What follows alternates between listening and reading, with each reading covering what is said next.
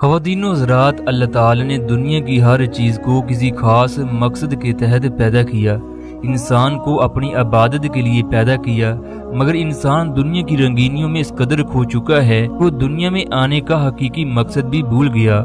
इस बात को भूल गया कि हमारा पहला घर जन्नत था, हम वहाँ से निकाले गए, उसमें वापस जाने की कोशिश करनी चाहिए। कब्र इंसान को सबसे ज़्यादा याद करती है। वो हर रोज़ सदा लगाती है कि ए इंसान, मेरे अंदर आने से पहले तैयारी करके आना। मैं सांप और बिच्छुओं का घर हूँ, मेरे अंदर हबस है, मेरे अंदर तन्हाई है, मेरे अंदर अंधेरा है, तुम आमाल की रोशनी लेकर आना। दोस्तों, जुल्हज्जा का महीना था। 200 के करीब हजाजे कराम हज के लिए बैतुल्लाह जा रहे थे। जहाज 3000 फीट की बुलंदी पर परवाज कर रहा था। जहाज की बिजनेस क्लास के लोग इंतहाई पढ़े लिखे और महजब थे। तमाम एयर होस्टेस उन लोगों से इंतहाई बाअदब तरीके से बात कर रही थीं। जहाज के अंदर तमाम लोग एक दूसरे से जिंदगी के तजर्बात और किस तरह उन्होंने पैसा इकट्ठा किया, किस तरह उनकी मंजूरी हुई, ये सब कुछ साथ वाले हाजी को बता रहे थे। इन तमाम हाजियों में से एक 32 साल का अब्दुर्रहमान भी था। 3000 की फीट की बुलंदी पर एयर होस्टेस ने तमाम लाइट्स को बंद कर दिया। लोगों पर गनूदगी तारी हो गई। अभी लोगों को लेटे हुए 15 मिनट ही गुजरे थे कि जहाज को एक जोरदार झटका लगा। एमरजेंसी की आवाजें जहाज के अंदर गूंजने लगी। तमाम लाइट्स ऑन हो गईं। जहाज में मौजूद तमाम लोग परेशान होकर एक दूसरे की तरफ देखने लगे कि आखिरकार जहाज को क्या हुआ। इतने में एक आदमी ने एयर होस्टेस से पूछा, जहाज को क्या हुआ, हमें कुछ तो बताया जाए।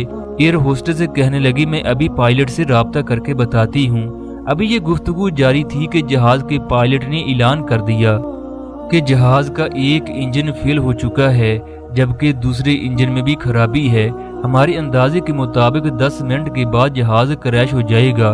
आप लोगों के पास सिर्फ 10 मिनट हैं। तमाम लोगों से गुजारिश है कि अल्लाह से दुआ करें, अपने गुनाहों की माफ़ी मांग लें। हम लोगों का आखिरी वक्त आन पहुंचा है। जहाज 3000 फीट की बुलंदी पर है, लिहाजा यहाँ से बचना किसी भी तौर पर मुमकिन नहीं। जैसे ही पायलट ने ये ऐलान किया, मुसाफिरों की सांसें उखड़ गईं। मुसाफिरों के उसान खता हो गए। जहाज में मौजूद हर हाजी अपनी मौत की अक्सबंदी करने लगा कि किस तरह उसका आखिरी वक्त होगा। बिजनेस क्लास के लोगों को अपनी दौलत पर मान था। वो कहने लगे, तुम किस तरह की बातें कर रहे हो, तुम लोग हमें नहीं जानते, हम कौन हैं। दोस्तों, जहाज के अंदर तमाम लोग चीखने चिल्लाने लगे। एयर होस्टेस से मिन्नत समाजत करते हुए कहने लगी, चीखने चिल्लाने से कुछ नहीं होगा, हमें पुरसकून रहना होगा। हम कुछ देर के बाद मैतों में बदलने वाले हैं। मैं भी आप लोगों की तरह चंद मिनटों की मेहमान हूँ। इसके बाद वो एयर होस्टेस एक कमरे से एक छोटा सा डब्बा लेकर आई। जहाज में मौजूद तमाम लोग उस डब्बे को गौर से देखने लगे। एयर होस्टेस तमाम हाजियों से मुखातब हुई। इस डब्बे को ब्लैक बॉक्स कहा जाता है। ये एक खास किस्म का डब्बा है।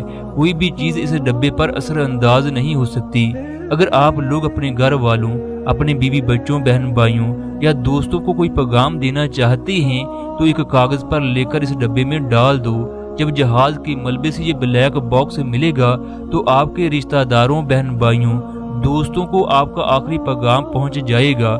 इसके बाद एयर होस्टेस ने तमाम मुसाफिरों को कागज और कलम दिए। तमाम मुसाफिरों में से एक मुसाफिर अब्दुर्रहमान ने दिल दहला देने वाले अल्फाज लिखे, ऐ मेरे प्यारे बेटे, मैं सारी उम्र तुम्हें दुनिया की तालीम देता रहा, मैंने तुम्हें कुरान और दीन की तालीम न दी।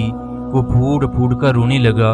उसके हाथ कांप रहे थे। उसने अपने आंसुओं को साफ किया, फिर लिखने लगा, ऐ मेरे प्यारे रब, तू सारे जहां का मालिक है, तुझसे भी कुछ बातें करना चाहता हूँ। जैसा कि तू जानता है, हमारी मौत का वक्त बहुत करीब है। इस दुनिया का ये दस्तूर है, जब कोई छोटा बड़े के पास जाए तो वो कोई तोहफा लेकर जाता है। ऐ अल्लाह, तू बेनियाज है, तू सारी दुनिया को रिज़्क देता है। दुनिया की हर चीज तेरी मोहताज है, तुझे किसी भी तोहफे की जरूरत नहीं, मगर मैं एक अदना सा बंदा होने के नाते कुछ ना कुछ तो जरूर पेश करूंगा। मैंने सारी जिंदगी तेरी नाफरमानी करने में गुजार दी। अगर मैं अपने 30 साला दौर पर नजर डालूं तो मैंने कोई भी ऐसी नेकी नहीं की जो मैं आपको पेश कर सकूं।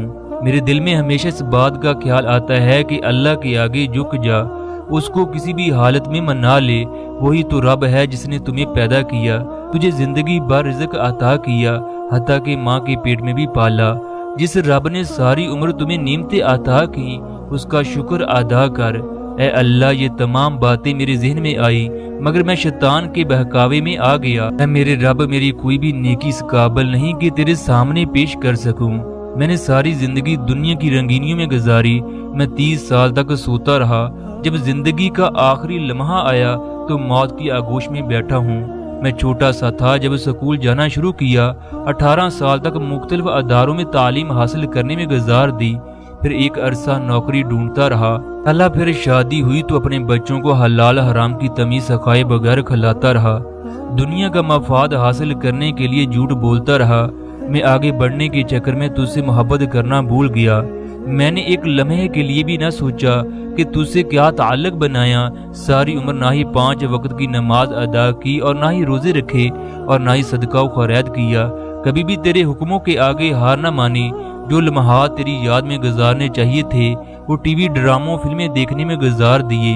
جن راتوں میں تیری عبادت کرنی چاہیے تھی ان راتوں کو میں نے سوشل میڈیا پر گزار دیا۔ جب مجھے قرآن مجید پڑھنے کی ضرورت تھی تو میں اس وقت گیمیں کھیلا کرتا۔ یا اللہ، دنیا میں کس قدر تیرے نیک بندے ہیں جو ہر وقت تیری عبادت کیا کرتے ہیں۔ ہر پل ہر لمحہ تیری یاد میں گزرتا ہے، جبکہ ایک میں ہوں جو تیری پہچان نہ کر سکا۔ آج اس جہاز پر جو بھی آفت آئے گی وہ میری وجہ سے ہوگی۔ میرے گناہ ساری دنیا سے زیادہ ہیں۔ میرے مالک سوائے ندامت کی میرے پاس کچھ بھی نہیں۔ میرا دامن تیری عبادت سے خالی ہے۔ میں نے ہمیشہ اپنے رتبے کو، اپنی دولت کو تجھ سے آگے رکھا۔ میں نے ہمیشہ تیرا نام لیا مگر محبت ہمیشہ دنیا کے مال سے کی۔ یا اللہ، میں نے تیرے عشق میں ملاوٹ کی۔ میں نے مال کو اس طرح جمع کیا کہ جیسے میں نے اس دنیا میں ہمیشہ رہنا ہے۔ تیرے لوگ اناج کے ایک ایک دانے کو ترستے رہے، مگر میں نے دولت کو اس طرح جمع کیا جیسے ہمیشہ اس دنیا میں رہنا ہے۔ تو نے ہمارے مال میں غریبوں مسکینوں کا حصہ رکھا ہے، مگر مجھے ان کی کوئی پرواہ نہ تھی۔ میں نے لوگوں سے رشوت بھی لی، ان کے ناجائز کام بھی کروائے۔ جس مقصد کے لیے تو نے مجھے دنیا میں بھیجا ان سے منہ موڑے رکھا۔ جب بھی اذان کی آواز آتی تو میں کھڑکی دروازوں کو بند کر دیتا۔ یہی وجہ ہے آج میری جھولی خالی ہے۔ میں نے تجھے چھوڑ کر غیروں سے دوستی کی، حالانکہ تیری دوستی کے کیا کہنے، تیری دوستی سب سے اعلیٰ اور عظیم ہے۔ جہاز کے اندر افراتفری پھیل گئی، مگر عبد الرحمن برابر لکھ رہا تھا، اے مالک، میں کمزور ہوں، کمزور لوگوں کو معاف کرنا تیری صفت ہے۔ تیری یہ صفت ہے کہ تو گناہ گاروں کو معاف کر دیتا ہے۔ اے اللہ، میں اپنے تمام جرائم کا اقرار کرتا ہوں۔ تیری رحمت سے بڑھ کر کوئی بھی چیز نہیں، تجھ سے میرا کوئی بھی گناہ چھپا نہیں۔ یا اللہ، میرے پاس 1 منٹ باقی ہے، تو اپنی رحمت سے مجھے معاف کر دے۔ اے میری بیوی بچوں کو دین کی تعلیم دینا۔ اس کے بعد ایک زوردار دھماکہ ہوا، جہاز زمین سے ٹکرا کر کریش کر گیا۔ جہاز میں ایک بھی آدمی باقی نہ بچا۔ اے میرے بھائیو، ہمارے پاس وقت بہت تھوڑا ہے، ہم لوگ بھی مہمان ہیں۔ ہمیں آخری خط لکھنے سے پہلے رب سے ناطہ قائم کر لینا چاہیے، یہ نہ ہو آپ کے پاس اور میرے پاس وقت نہ بچے۔